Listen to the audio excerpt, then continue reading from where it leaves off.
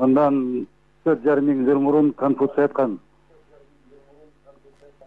каждый народ имеет того правителя, которого он заслуживает деп. Туура.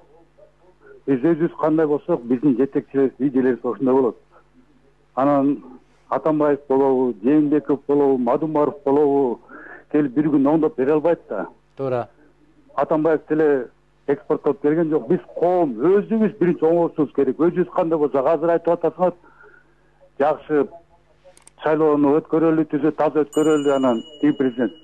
Биринчи коом өзүбүз өзгөрүш керек, биз өзүбүз.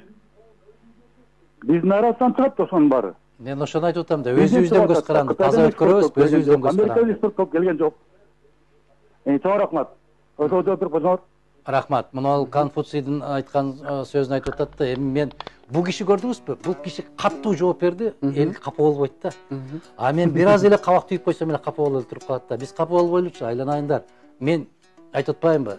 Элди жакшы көрсө менчелик жакшы көрөр деп. Элге күйсө менчелик күйөр.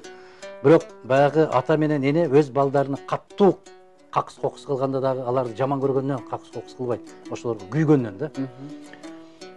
Анан биздин Жусуп Баласагын бабабыз айтып кеткенде, иттерге эгерде дейт, арстанга ит болсо падыша, иттерде арстанда итке окшоп үрүп калат дейт. Биз падыша тандай албай атабыз да. Улуу элбиз, түпкүлүктүү элбиз, кылымга арыткан элбиз, аябай кыйын элбиз, акылдуу элбиз. А эгер ушунчалык акылман эл, кылымды арыткан эл болсок, эмнеге жетекчи тандай албайбыз? Кызыл кекиртек.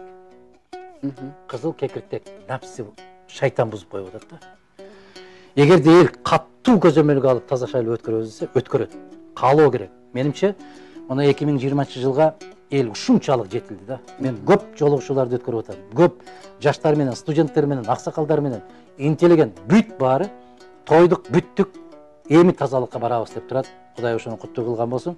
Экинчиден, ошол эле Жусуп Баласагын бабабыз айтат, эгерде дейт, иттерге падыша болсо арстан, иттерден падыша чыгат андан ашкан.